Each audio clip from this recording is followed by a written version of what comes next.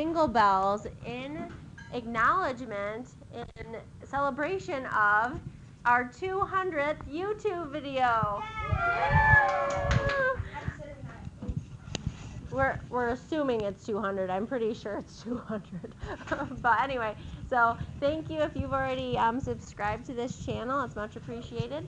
My goal is to get 200 subscribers by the end of the school year. Right now we have 160, so we've got a few more to go, but we are getting there. All right, so today we're going to do a little bit of review, and then we are going to dive into, we're going to just dip our toe into the pool of greatest common factor, okay?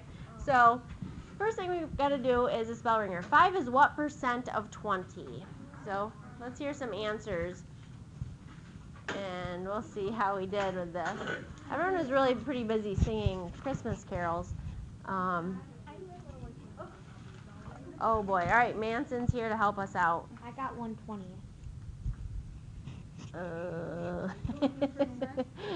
No, not quite. 20%? No, you guys are guessing. Okay. You know? 25%? 25 is correct. Kaylin, phew. All right. And Peyton, good. All right, so there's some cobwebs up in the old Module 1 section of our brain, so we're going to dust those off. All right, so do you guys remember this saying? Is over of?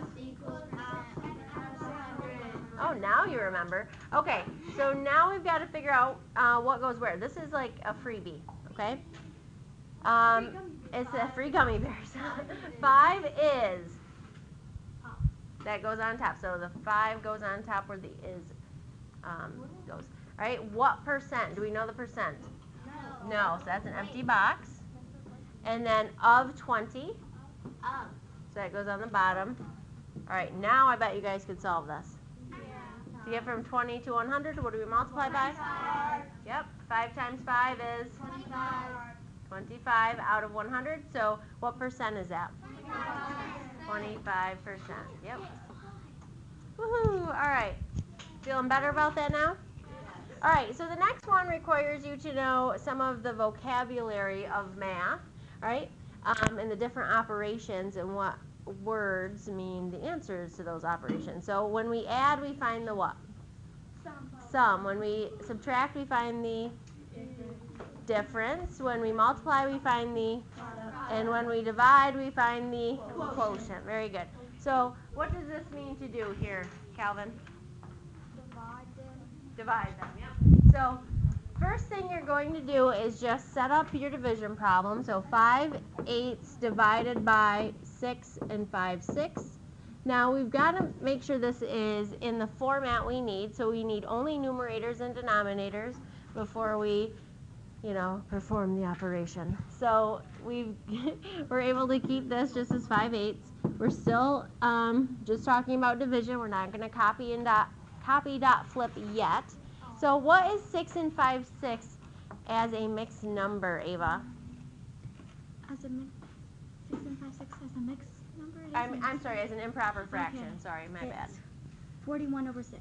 41 over 6, thank you. All right, so 41 over 6 is what you should have. So now that it's in the format we need, we can copy dot flip, keep change flip. Somebody yesterday, Amaya, said drop switch flip, which sounds like it's the beginning to a cool song. Yeah. I'm working on it. All right, so 5/8. So that first number stays the same always, okay? You keep that first number the same. You don't mess with that one. You multiply by the reciprocal of your second number. So that's what you're going to end up with. Now, a lot of you guys had some pretty big numbers here, right, when you were done multiplying, and then you'd have to simplify from there. Raise your hand if you struggle with simplifying fractions. All right? I'm going to show you this trick. We've talked about it before, but I'm going to re-show you this.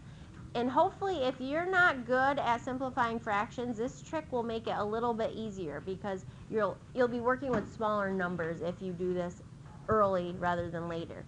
So when we find the simplest form of a fraction, essentially what we're doing is we're dividing out the greatest common factor, the biggest factor that they both share, to reduce it to lowest terms, right? So we can do the same thing before we multiply. So we say simplify before you multiply, right? So when you do that, you're looking diagonally for common factors that you can divide out early instead of waiting till the end after it's all been multiplied and then having to do it with much bigger numbers. So if these are in lowest terms, you should be able to look diagonally then, because up and down it's already been done, okay? So we would look at 5 and 41, for example, and say, do they share any common factors greater than 1? No. There's no number that multiplies to give you 5 or 41 that are common. So the next one we look at is 6 and 8. So what's a common factor of 6 and 8? 2. So we're going to divide 2 out. So 6 divided by 2 is 3. 4 divided, wow. 8 divided by 2 is 4.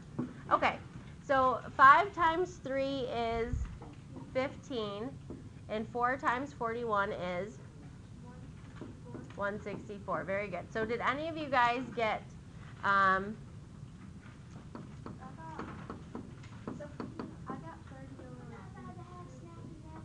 30 what are you guys saying?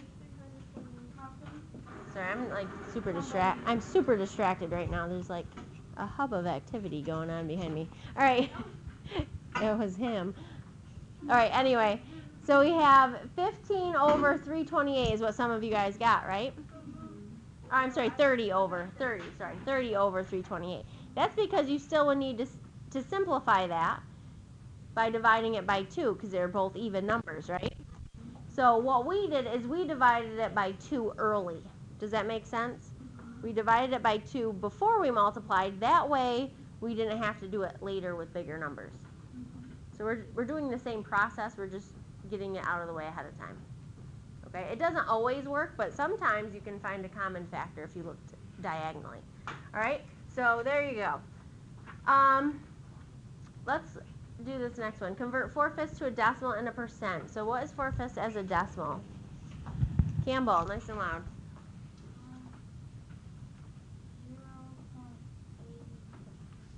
0.8 or 80 hundredths. Very good. So that is 4/5 as a decimal. So any fraction you can turn into a decimal by dividing, right? You take 4, divide it by 5. Well, 5 doesn't go into 4. Put a decimal point at a 0. You would say 5 goes into 40 8 times, so we have 8 tenths. Now to convert any decimal to a percent, we got to move the decimal point 2 spots to the right. So we're going to move that 1, 2 spots, add a 0 there, so that's going to be 80%. So our answers were 8 tenths and 80%. Any questions on that? All right, we're going to move on. All right, so we're going to be looking at page 30, which is talking about greatest common factors and least common multiple. And we're going to focus on greatest common factor today and tomorrow. So you're not going to learn everything you need to know about this in one day, but we're just going to touch on it a little bit. So today we're really focusing on greatest common factor. Okay, so you guys already have used greatest common factor to simplify ratios, to simplify fractions, so you guys have some familiarity with it. You've been practicing it for years since you've been working with fractions, okay? Now we're going to look at some other applications of this other than just simplifying fractions, okay? Because there are some situations where you would use greatest common factor. So the first thing we need to know before we dive into this is, what is a factor? So actually, if you guys could flip to the back section, note section of your notebooks, we're going to take a quick note on what is a factor, all right? Can anyone tell me what a factor is? Manson. A number you use to multiply, add, or divide. Yeah. It's a number that you use to multiply to get another number, to get a product, okay? So that's all it is. It's a fancy way of saying a number we multiply to get another number. When we're dealing with factors, we're going to deal with whole numbers, okay? So a factor is a number we multiply to get another number. So when you guys were learning your math facts, you were learning sets of numbers, sets of factors to get a product. So to get 24, what math facts did you learn to get 24? 12 times 2. 12 times 2. All right, so the factors of 24 we said were what? 6 times 4. What other ones do you know? 12 times 2. 3 times 8, right? 4 times 6. I think we got them all, didn't we? Except for 1 times 24. Every number is going to have a factor of 1, right? Because we can always use 1 times that number to get that number. So anyway, we're going to go back to page 30. You guys done writing this down? Almost. No. Yeah. No. Okay. I'll pause the video while these kids finish. All right, so we're back on page 30. We are going to practice listing the factors of 12 and 18, and we're going to list them in order from least to greatest. So we're going to kind of work in a U pattern. Don't write this down on your paper, but, you know, going lowest to highest. And we're going to put them in pairs because factors, you know, work well in pairs. So we have, unless it's a square, you know what I'm saying, like a 9 3 times. Well, but then you still have 1 time. Never mind, just forget what I just said. We're just moving on. All right, so 12, just forget it. Strike it from the record. All right, 12, what can we multiply to get 12? Amaya? 2 times 6. I'm going to put that here in the middle one because right here, we're always going to start with 1 and itself. So 1 and 12.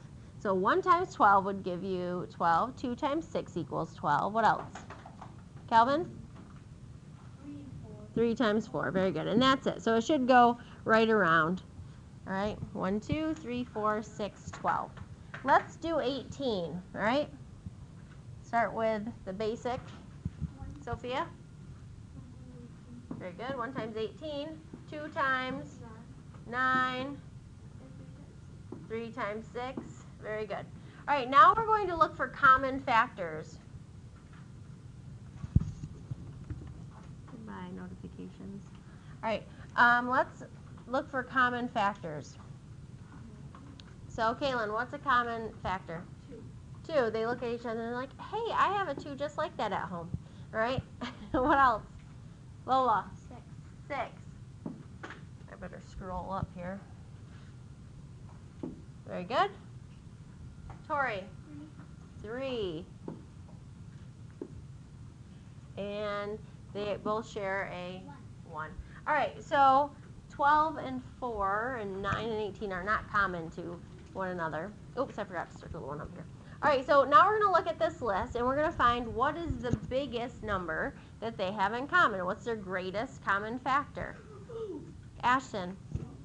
6. Very good. So we would say the greatest common factor, or the short version of that, is the GCF, which stands for greatest common factor, of 12 and 18 is 6.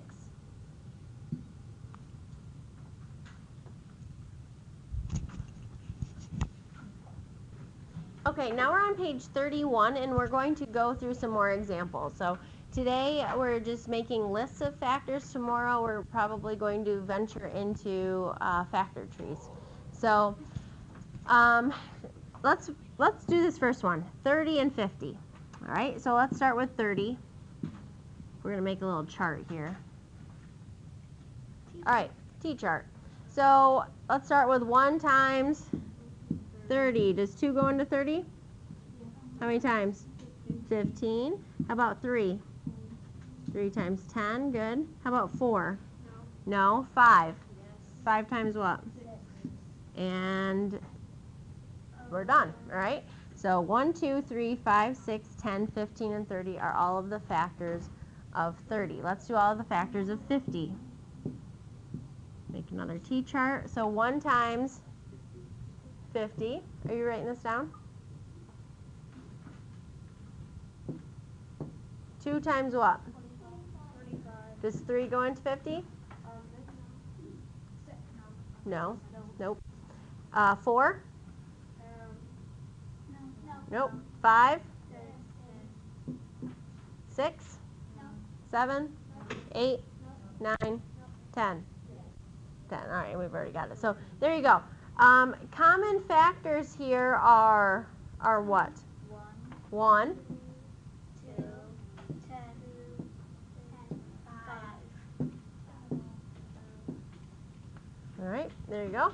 So we're looking for the greatest common one, so the one that they both have in common, that is the biggest one. It would be what, Amaya? 10. So the GCF, greatest common factor of 30 and 50 is 10. They don't give us a ton of room to work here, but we're going to do another set of these for practice before we jump into a problem. All right, so which one do we want to do? Ugh, why would you do that to yourself? There's easier. There's easy. I will show you easier ways to do that. 45 and 60. I like the way Peyton thinks, because I'm going to show you guys factor trees, and it will make your life a little bit easier for some of those bigger numbers. All right, so let's do 45 and 60. I asked you what you wanted, then I did whatever I wanted to. Welcome to Math with Mrs. Lehman. Okay, so 45, 1 times? 45. Yep. Is it an even number? Will 2 go into it? No. No. How about 3? Yes. Yes, it will. 3 goes in how many times? 13, right? No. 14. 15. Come on, kids. All right. How about 4? Nope. 5. Yes. 5 times? 9. Will 6 or 7 or 8 go into it? No. All right, so there you go for 45. Let's do 60 now. 1 times 60. 2 times 30. 3 times? 20. Yep. 4 times? 4 times 15. Good. 5 times? 12. 12. And last one? 6 times 10. 6 times 10. Yep. Yep. That has a lot of factors. All right, so 1 is common. 3 is common. 5 is common. 15 is common. And I think we have them all, right? All right, so what's the greatest common factor? 15. 15, good job. All right, so the GCF, greatest common factor of 45 and 60 is 15.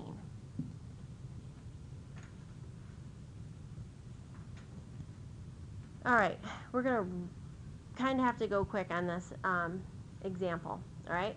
But we often wonder, where are we going to use this kind of stuff? So you can recognize a greatest common factor question when it's asking for the greatest number of something, and it's asking you to put things into groups or make sets of something, all right? So in this case, we have 18 girls and 24 boys who want to participate in a trivia challenge. If each team must have the same number of girls and boys, what is the greatest number of teams that can enter?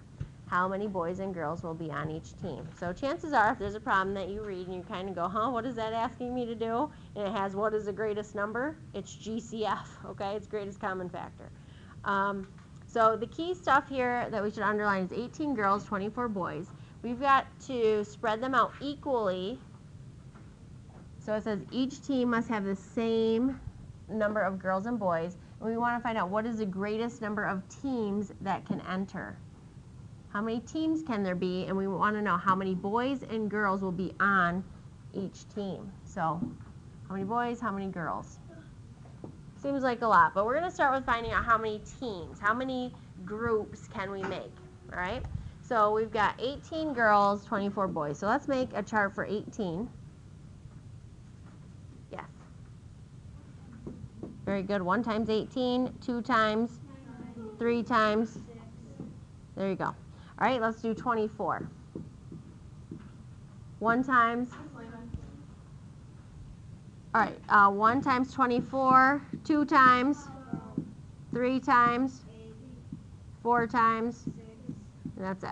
Okay, so we've got to look for the greatest one. So what's the greatest one that they have in common? 6. Yep, right here. 6 is it. So the greatest common factor is 6. So that tells us how many groups we can make. In this case, how many teams. So there are 6 teams. Now we've got to figure out how many boys there are and how many girls. So 18 was the girls. 24 was the amount of boys. Okay? If we have 18 girls and we're dividing them up among 6 teams, how many girls are there going to be on a team? Kaylin? 3. So there are 3 girls per team. How many boys would there be per team? 4. Very good. So 24 divided by 6 will give you 4 boys per team. How many kids are on each team if we've got 3 girls and 4 boys? 7, right? So 7 times 6, there should be a total of how many people? 42. 18 plus 24 adds up to 42. All right, we'll work on this more tomorrow. So tonight your homework is going to be to practice dividing fractions. Make sure you're converting mixed numbers into improper fractions before you do so. So your homework for math tonight is page 29. Thank you to the viewers for watching our 200th video. Have a great day.